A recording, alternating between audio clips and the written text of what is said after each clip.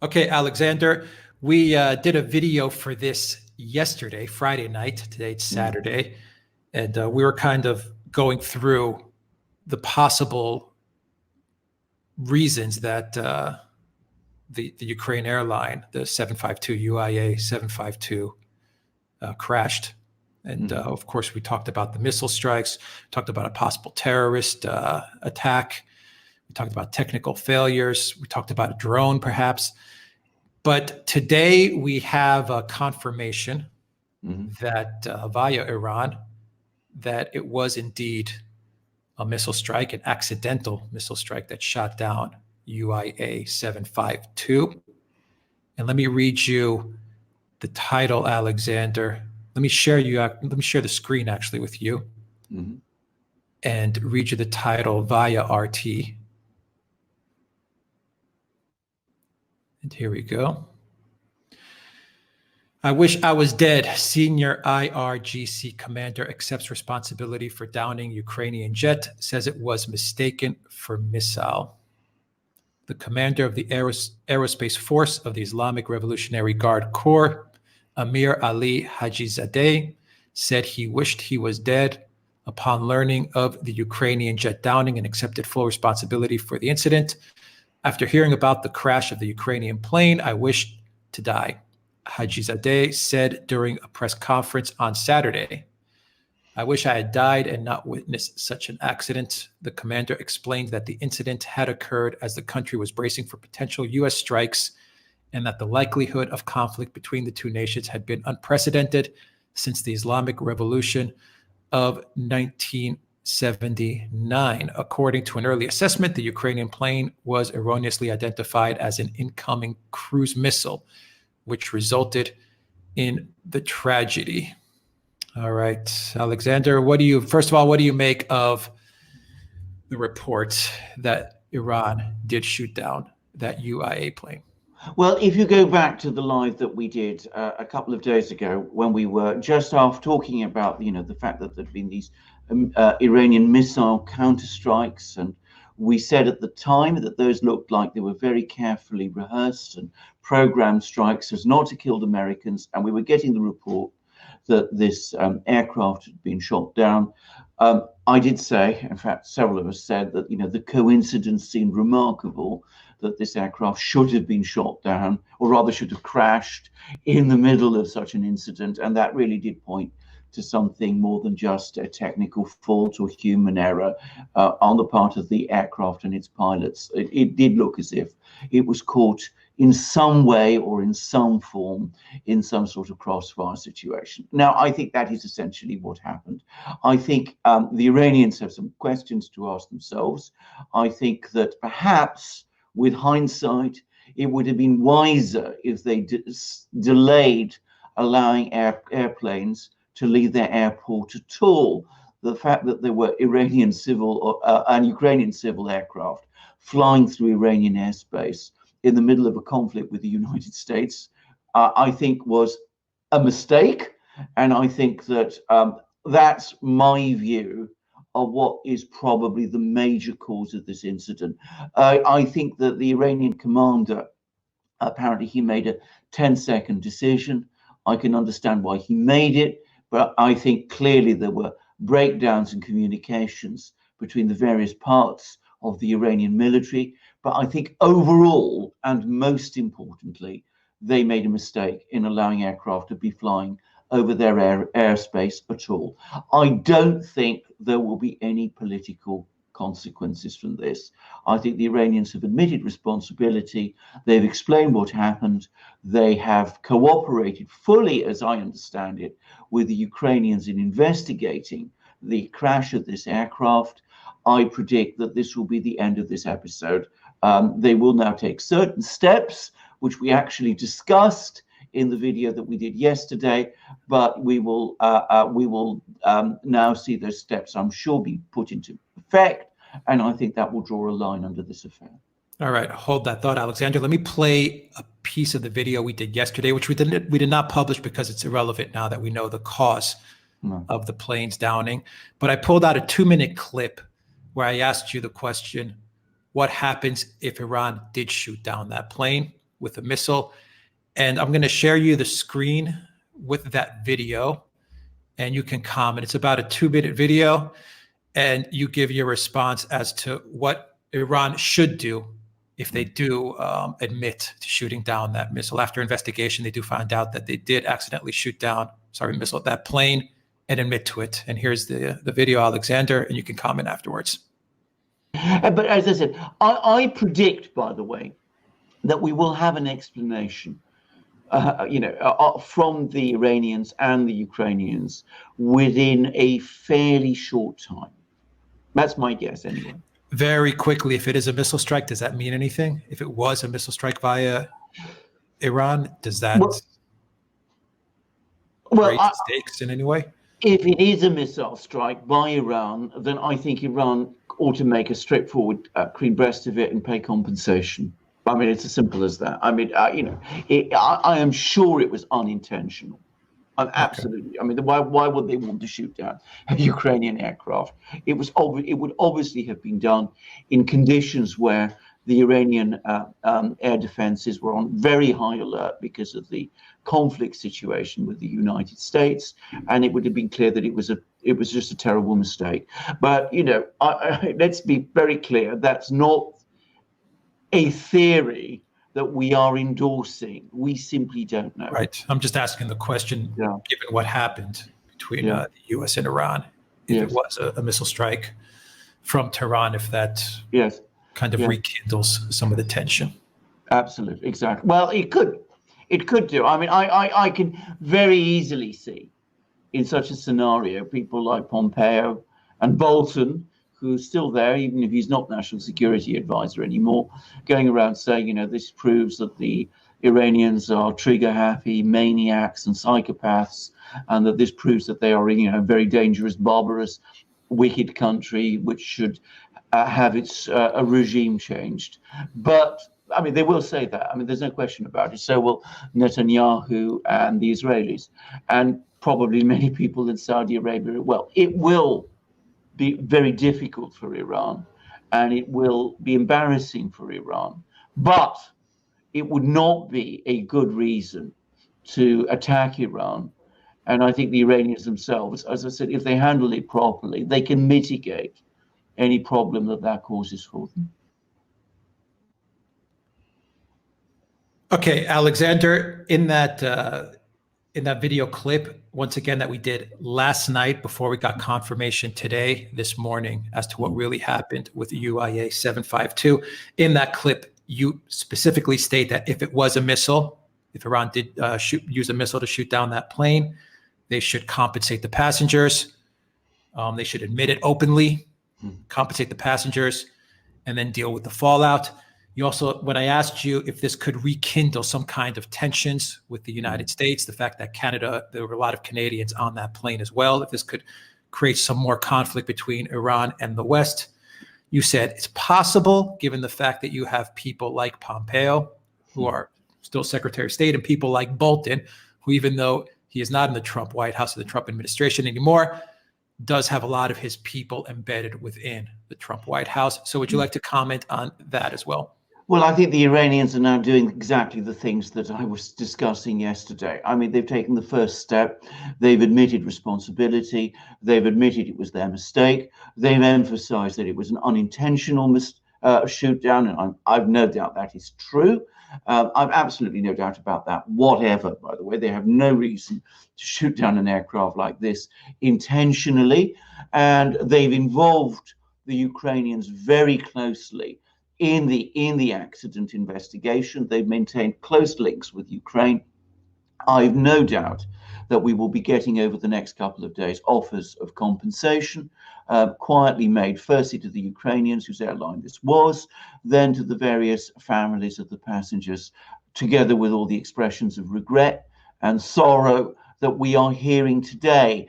And I would add that, yes, there were Canadians on that plane, but most of the people, most of the passengers seem to have been Iranians or Iranian nationals.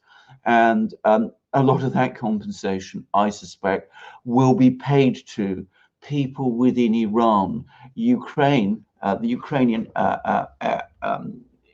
aircraft was flying to Iran, partly because increasingly Western airlines are tending to avoid Iran. So more and more Iranians, when they fly to countries like Europe or indeed North America, they have to fly through Ukraine using Ukrainian aircraft. So this is why I think they will undoubtedly want to pay compensation and will want to compensate the families. There will be a political fallout. Some people in the United States will try to make mileage of this. You will see all sorts of people saying, this proves that Iran, is this violent, murderous country that kills people in the air. I think that overall, this was nonetheless the correct response.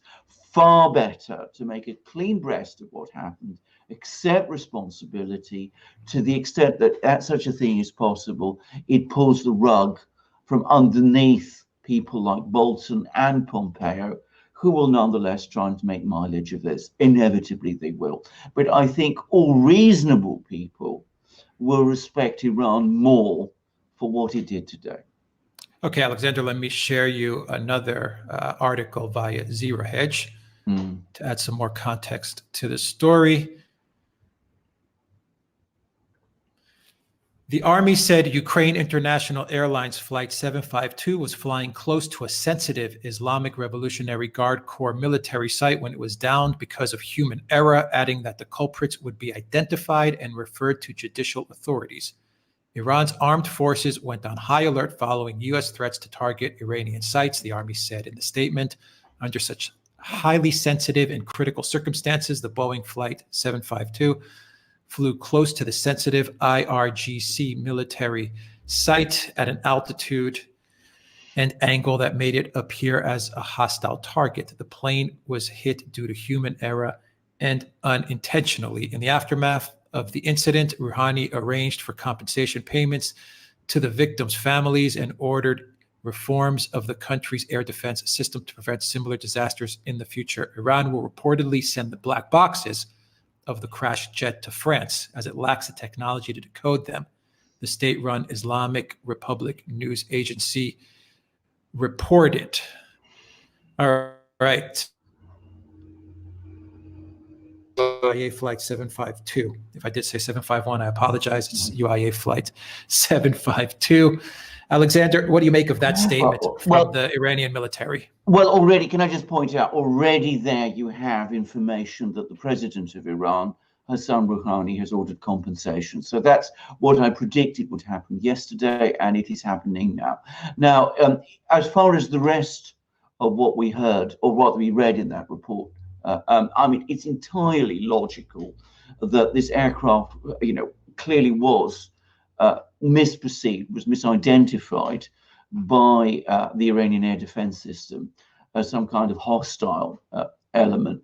Now, I have to say, there is clearly a major communications breakdown here. Firstly, it seems that the aircraft was operating under the control of Iranian air traffic control. So it was Iranian air traffic control which presumably positioned it close to this IRGC missile base, this sensitive target. So that was clearly a mistake, and it's clear that this wasn't operating, that there was a major breakdown here. We've also learned that the commander of the Iranian air defense system was apparently unable to communicate, presumably with Iranian air traffic control, within the time necessary to change his decision. So again, there's clearly some kind of major snarl up and error and breakdown in the systems here. But I come back to my initial point. What the Iranians have done, making a clean breast of this, paying compensation, sending the black boxes to France, all that is well and good, but they need to take away some important lessons, the most important of which is obviously they need to integrate and sort out and unscramble the clear problems that there are within their air defense system. But the most important thing they should do is they should not have civilian aircraft flying over Tehran at all, when they find themselves in a conflict situation with the United States. Obviously, their air defense systems were on high alert on that night. That is entirely understandable. But precisely because their air defense systems were on such a high alert and were in effect, on a split-second decision situation, they should not have had civilian airliners flying over their capital city and their country, and indeed near to their own air defense systems and other sensitive military targets. That was clearly a serious mistake, and it again points to a breakdown in communications between the Iranians and their civilian air traffic control infrastructure. I gather, by the way, that there were complaints of some of the passengers that the flight of the aircraft had been held up or been delayed, and that there was all kinds of issues there. I'm afraid if you get those sort of complaints, you disregard them. People's lives are at risk in these scenarios, as we have seen, and the Iranians allowing aircraft to take off at this incredibly dangerous moment not only killed a lot of people, but brought shame, as we've seen this Iranian commander admit, political embarrassment upon themselves, and death and pain to the victims, both the people who died and their families. So, you've got to sometimes take clear-cut and tough decisions, and they need to sort out their protocols and be much more tough on them than they have been before. Right, I agree with you, Alexander. And let's wrap up the video with tweets via Rouhani and Zarif. Here is Rouhani's statement via Twitter. The Islamic Republic of Iran deeply regrets this disastrous mistake. My thoughts and prayers go to all the mourning families. I offer my sincerest condolences. So that is Rouhani, Alexander. And let me pull up Zarif's tweet as well. From Javad Zarif, a sad day, preliminary conclusions of internal investigation by armed forces, human error at a time of crisis caused by U.S. adventurism led to this. Apologies and condolences to our people, to the families of all victims, and to other affected nations. U.S. adventurism, he does take a little bit more of a political jab there at the U.S., where I think Rouhani was just more straightforward. Yes, I think with his statement. I think he does. I mean, he's the Iranian foreign minister, so he's got to represent Iran, in foreign, to foreign countries and at the United Nations, where, by the way, the United States has prevented him from going because they denied him a visa, which is appalling, by the way, but that's another story. But anyway, he's got to represent Iran abroad, and he wants to remind people abroad that this was a tragedy brought about through the actions, as he says, of the United States. I mean, it was who killed General Soleimani, assassinated General Soleimani. Iran reacted, and then there was this, that put Iran on very high alert and made the Iranians feel that they might be in an imminent military situation. So he wants to remind the world of that. Rouhani is addressing the people of Iran, of whom he is the elected president. So, as you correctly say, this is a more straightforward statement of admission of fault. And let's remember again, and Zarif makes that point, most of the people who died on that plane were Iranians. Okay. So there is no more mystery surrounding Flight 752. We know exactly what happened now. And the world's going to deal with the consequences. The world will deal with the consequences. As I say, some people will make mileage of this. The United States will make all kinds of statements about it. Some people, not the United States, but some people in the United States will make a mileage of this. But, I think the line will be drawn. I'm going to make one little point, which is, of course, way back in 1988, the United States, the USS Vincennes, which is a US warship, in the Persian Gulf, shot down an Iranian airliner, and which it mistook for, I think it was an Iranian missile or an Iranian, military aircraft, which is going to attack it. But that aircraft was shot down, that Iranian aircraft was shot down over Iranian airspace. And the US did not apologize. And though it admitted a mistake, it did not apologize. And the commander who took that decision was decorated. Now, I hope the Iranians don't do anything foolish like that. I mean, this man has made the person who was in charge has taken responsibility. He's admitted mistake. He's apologized. There has to be a proper investigation about what happened. Clearly, it was more than just it was not an unavoidable mistake. Things that should have been done were not done. And I do hope some people are punished. And once that's happened, I think all reasonable people will draw a line under this affair. Yeah, I mean, it's stunning that they actually let a commercial airliner take off under those circumstances as to what was going on. You start from there. Absolutely. I mean, that is for me the founding error in this whole saga. In some ways, that would, I mean, I put far less blame on the people who were controlling the missiles and their commanders than whoever it was who took the decision to allow civilian aircraft to go on flying over Iran and Tehran especially at a time like that. I mean, that was clearly a disastrous mistake, and lives have been lost in consequence, and whoever was responsible should, I think, face the consequences, and whatever systems failed need to be looked at and corrected so that nothing like this ever happens again.